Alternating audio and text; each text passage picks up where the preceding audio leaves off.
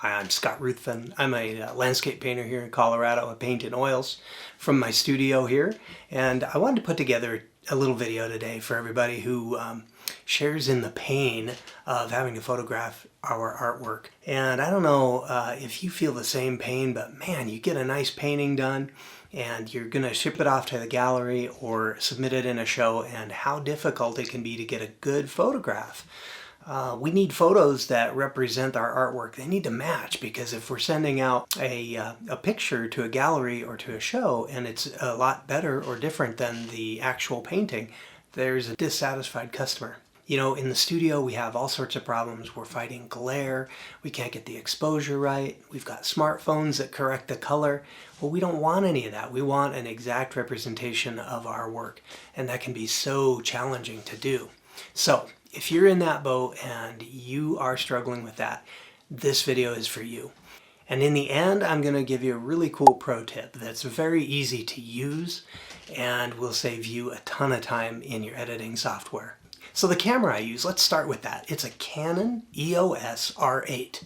And I've had this a couple of years. It's still readily available. And I do like photography, but I wouldn't say I'm a photographer by any means. And it's been a great camera. I'll put a link in the description below if you want to check that out. You don't have to have a big fancy camera to get this right. So everything I'm going to teach you today about how I set it up, you can do with your iPhone as well. Most of our phones do really well. The caveat on an iPhone is that it's going to correct things for you. It's going to enhance the photo for you, trying to make you a better photographer, which is the last thing we want when we're photographing our artwork. Nonetheless, you can fix a lot of that in editing on the back end. So that's the camera that I use. The lens that I use is matched to the camera, but the lens, it's a 50mm f1.8, which means the f-stop goes way down to 1.8. I find that the lower the f-stop that I set my lens to when I take a photograph of my art, the more detail that I can get. I can see, without the image being blurry, I can zoom in and see the brush strokes, and that's really important to me. Now keep in mind, each lens, I believe, has kind of a sweet spot on the f-stop that you choose, from f1.8 all the way up to f16 or 20 or 22. Now the lighting is important as well, really pretty critical. And there's two factors or more to lighting. So there's so many lighting options available on Amazon today. But basically I've got some LEDs. This is an example of it here. It's an LED, high power. I can adjust the brightness of it. I cannot adjust the color temperature on this one. It's a little bit older, but new ones you can adjust the color temperature in Kelvin. So make it warmer, natural daylight, cooler, however you want. Another factor you should look for in your studio light is the color rendering index, or CRI. You want a high number in this, and this is just light that actually renders colors that it's seeing more accurately, and your camera will pick that up more accurately as well. The great news about lights today is you can get really good LED lights that are adjustable in all of these ways for a very good price. So I recommend you have two of those, one for either side.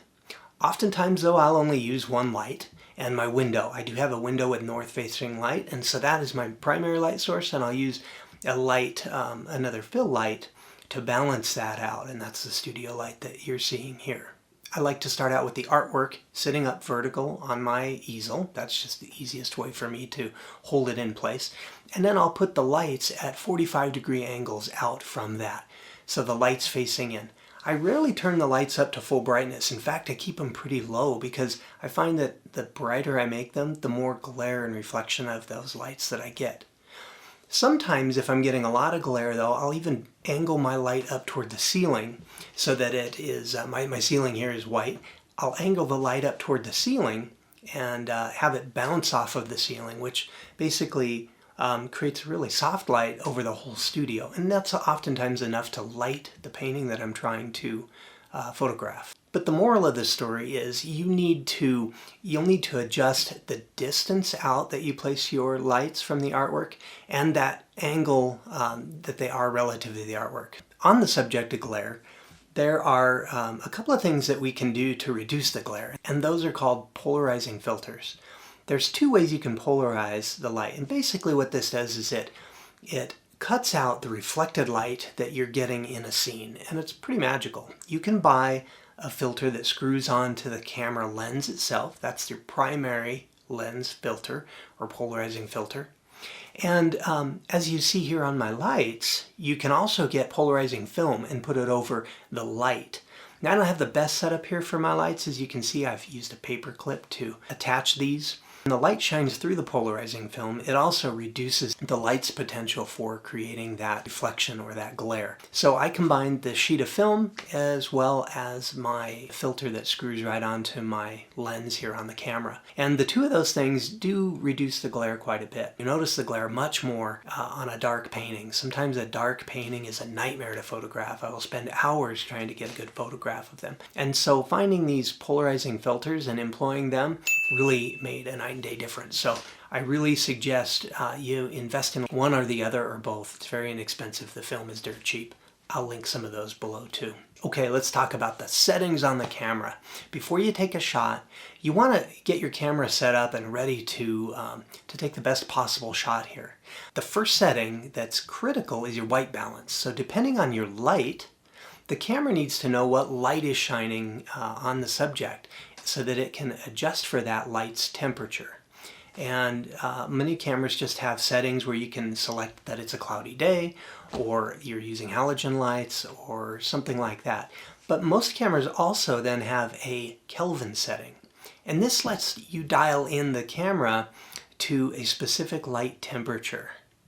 And that's what Kelvin is. So you have a scale, and somewhere around 5,000 Kelvin, kind of a neutral daylight. It's not too warm, not too cool. Something in the 3,300 Kelvin is a much warmer light, for example. So think of it as a spectrum. And you'll want to select Kelvin setting on your camera to match the Kelvin temperature of your lights that you're using to photograph. There's also an auto white balance feature. If you're just not sure, start there. Auto white balance, it'll detect what's going on and it'll try to adjust. It might not be perfect though, but you can edit that in your temperature and white balance settings in your editing software after you take the shot. Now, there's going to be a pro tip at the end that I promised you about dealing with color temperature and getting that right, as well as the exposure, so stay tuned for that. All right, let's talk about aperture and f-stops. So aperture is the amount of light you're letting through the lens and into the sensor of the camera. And an f-stop is the measure of that. Now, since I like to control the f-stop, I set my camera to the aperture priority setting. What I find is that a lower f-stop, like an f1.8 or an f2, generally renders more detail in the finished photograph. I don't have blurry details when I zoom into the photograph. So what I would recommend is when you're taking the shots of your artwork is to take a shot at your lowest f-stop, move it up a couple, take another shot, move it up a couple, and go through the whole range of available f-stops, taking the same photo. When you're editing, then you can compare each of those. They all might look good until you zoom in and you'll notice the loss of detail. Now each lens does have a range or a sweet spot for its f-stop where it yields the best. The combination of the lens optics and the f-stop somehow seem to, some lenses are better maybe at an f8 and others are better at an f2. I don't know why that is, but the point of the matter is take a shot at each of those f-stops and then you'll get to know your lens and your camera a little bit better out of that when you're editing the photos. So back in the day when we had film cameras, you had a cartridge of film and it would be ISO 100 or 1000, whatever it was. So that was the film speed. And generally, lower ISOs are going to yield a higher quality image, provided you have enough light so the camera can select that. My camera will select that ISO automatically based on the lighting conditions and the exposure that I'm trying to set up. So for exposure on your camera, you can, there's basically an optimized exposure, which is kind of right in the middle, or you can bump that up so that you're overexposing, or bump it down to underexposed. Depending on my situation, I'll always start with the exposure right in the middle, which should be the best exposure. But if I think that that might be a little, the result might be a little bit darker painting than is, the picture of the painting is darker than it should be, I might also take a photograph with the exposure bumped up one to overexpose it one more level.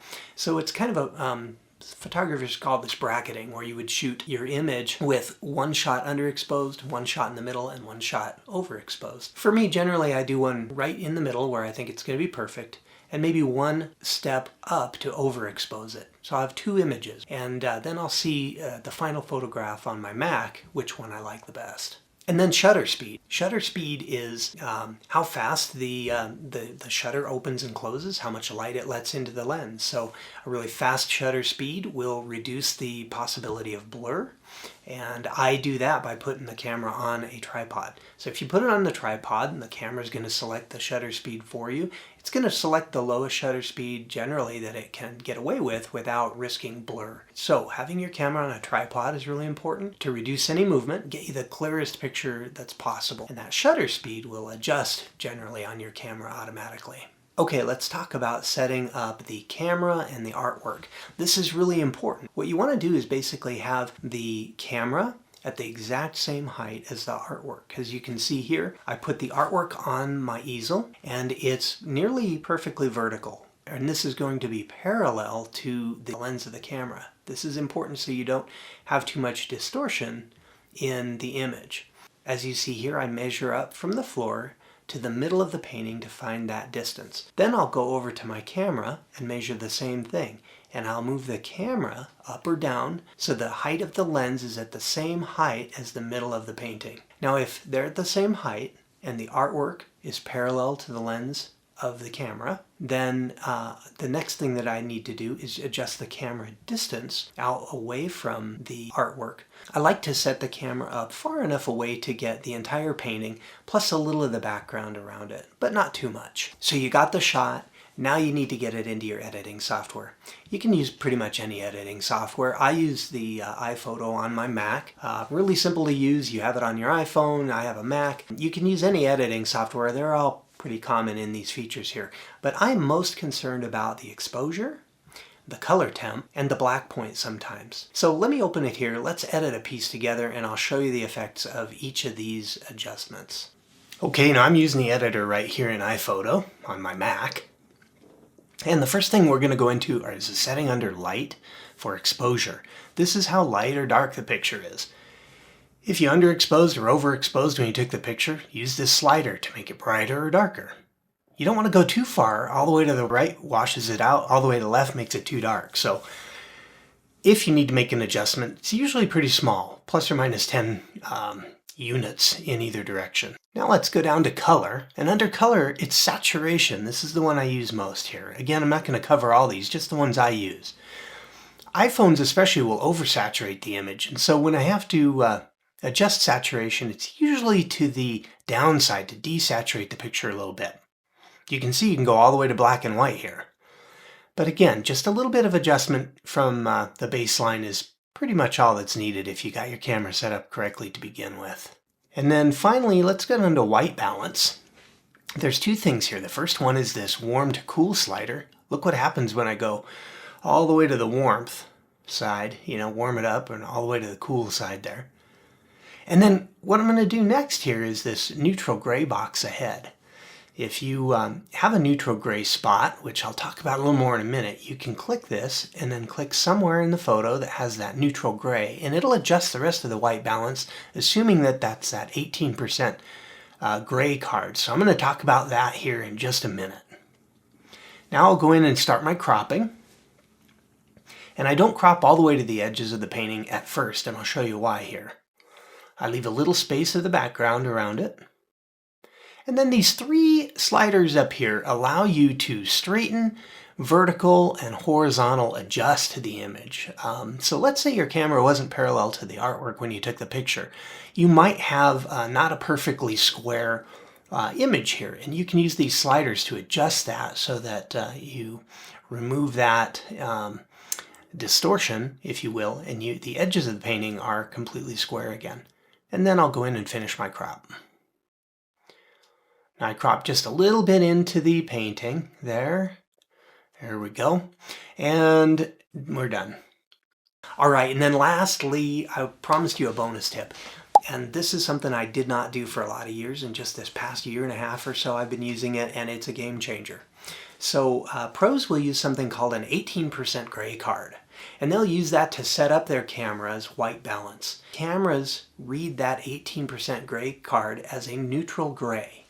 And so with this standard, you can tell your camera, hey, this is a neutral gray, and it'll adjust its settings then so that the color temp and the exposure assume that that's the baseline, that's the best exposure, that's the neutral gray card. So it's going to make those adjustments for you. Well, you can do that in your camera. That's a little more advanced. So my pro tip is that I use these little cards and I'll tape it next to the painting that I'm going to photograph, as you see here. And then when I take the photo, this little chip of gray and the white scale that you see, those are included in my photograph. So when I go into the editing software later with this image, I can tell the editing software that that is the 18% neutral gray. It'll adjust the temperature, that white balance, the assumption that that's a neutral gray. So that's a great way, if you didn't get your white balance in the camera correct when you took the picture, you can click on the little sampling tool here, and you'll see that that changes the white balance and adjusts the temperature of the image here. Isn't that neat? So the other thing, correspondingly, is the white chip here of paint. You know that this is white, and so when you have that in the image, you can adjust the exposure until that white is just white enough. It's not blown out, and it's not too gray. And that'll help you get your exposure, the light to dark setting correct for your image as well, because you've got a pure white right there, which you might not have in the painting.